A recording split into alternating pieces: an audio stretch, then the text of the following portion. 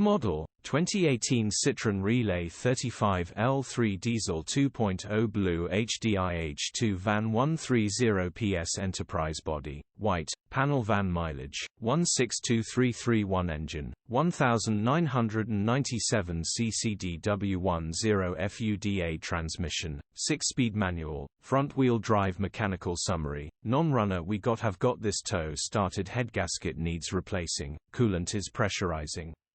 Gearbox and clutch look all good. Condition summary, bodywork is in decent, average condition. Interior is very clean. Rear load area is very clean, genuine honest work van. Features, 1 former keeper, part service history, electric windows, cruise control EU status, Euro 6 HPI, clear cap retail, £7,650. Click the link in the description for pictures and more info.